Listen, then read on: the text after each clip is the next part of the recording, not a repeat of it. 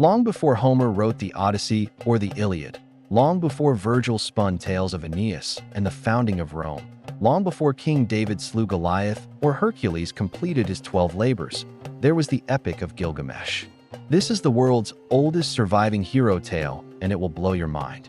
In today's episode, we're going to look at what might be the first epic poem ever written in human history. We're going to explore the story of the demigod King Gilgamesh and his wild adventures. So get ready for today's episode of Fake Tank Friday, where we discuss historical myths and legends. The Epic of Gilgamesh is an ancient Mesopotamian poem originating in the city of Uruk in the 21st century BCE.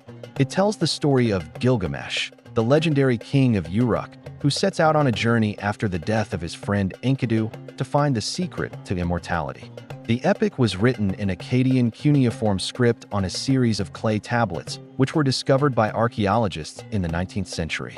There are two versions of the epic that survived from ancient Mesopotamia. One version was written around 1800 BCE in Babylonia, and the other was written around 1100 BCE in Assyria.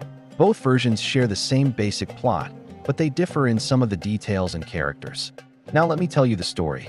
Gilgamesh was the king of Uruk, a powerful city-state in southern Mesopotamia. He was the son of Laharis, the last king of the first dynasty of Uruk, and his father was either the god Anu or the mighty hunter Gilgamesh, depending on which version of the epic you read. This made him a demigod with divine powers and abilities. Gilgamesh ruled over his people with an iron fist. He was strong and courageous, but also arrogant and oppressive. The people of Uruk became fed up with his bad behavior, and they complained to the gods.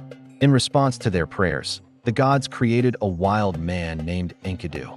Enkidu lived in the wilderness with the animals and was totally uncivilized. But the gods wanted him to become friends with Gilgamesh and teach him how to be a better king.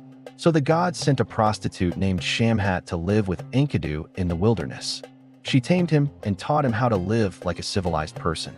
After spending some time together, Enkidu and Gilgamesh met each other for the first time, and they quickly became friends.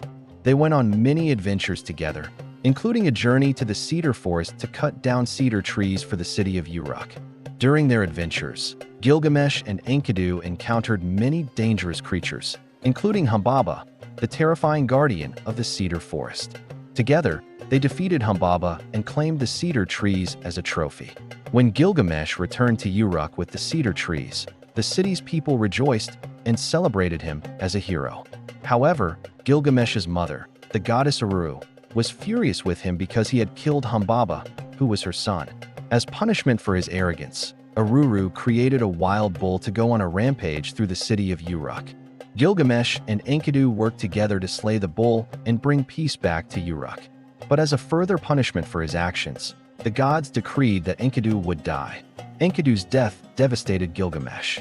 He was so distraught that he began to wander the earth in search of a way to bring his friend back to life. On his travels, he met a woman named Siduri, who was the wife of the Sumerian moon god Nana. Siduri advised Gilgamesh to stop searching for immortality and instead focus on living his life to the fullest.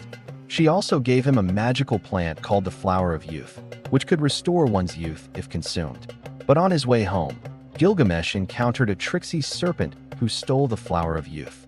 Dejected and realizing that immortality was not possible, Gilgamesh returned to the city of Uruk and resumed his duties as king. Now here's the thing. The Epic of Gilgamesh is not just a fun adventure story. It's also a profound meditation on the human condition. Gilgamesh begins his journey as a selfish and oppressive ruler, but he gradually learns the importance of compassion and empathy. He also learns that death is an inevitable part of the human experience and that we should make the most of our time while we are alive. The epic also explores themes of friendship, loyalty, and the power of nature. Gilgamesh and Enkidu's friendship is one of the most important aspects of the epic. Their bond is tested by the challenges they face, but it ultimately survives even death. The epic also celebrates the beauty and power of nature, but also warns of the dangers of trying to control it. Gilgamesh's arrogance and oppression of the people of Uruk lead to the creation of Enkidu and the wild bull, which cause him great suffering. What makes the Epic of Gilgamesh so remarkable is that it was written so long ago, yet its themes and characters are still relevant today. The epic was written in a time when humans didn't really understand science and the natural world, so they turned to storytelling to explain the unexplainable. That led to stories like this, stories that helped them cope with the natural world around them. The epic has been translated into many languages and adapted into many works of art. Its influence can be seen in later works such as Dante's Inferno and J.R.R. Tolkien's Lord of the Rings.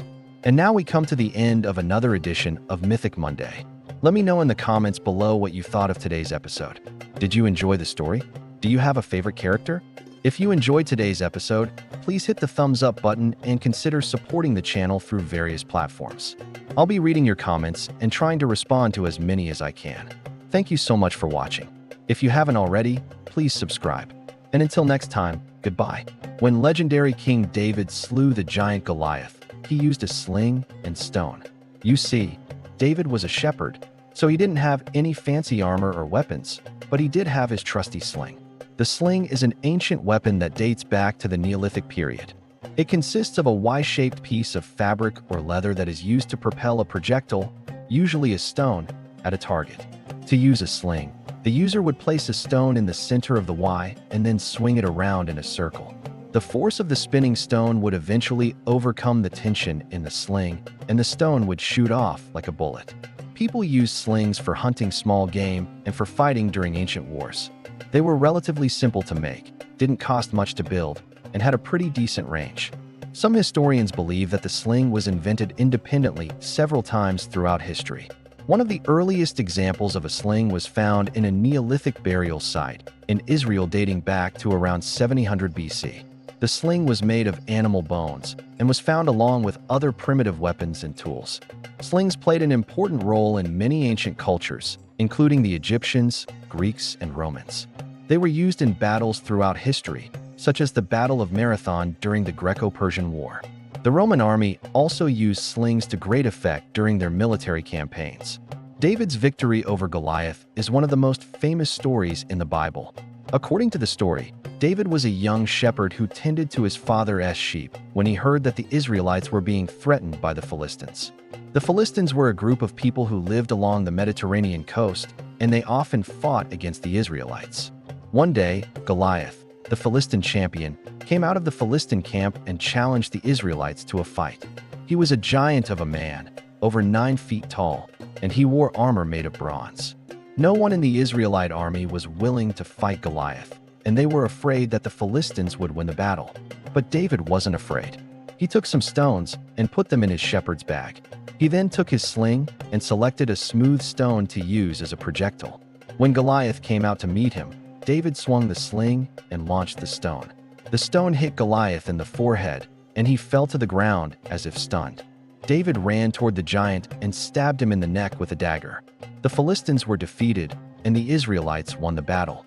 The story of David and Goliath is often used as an example of how someone who is smaller and weaker than their opponent can still win if they have courage and determination.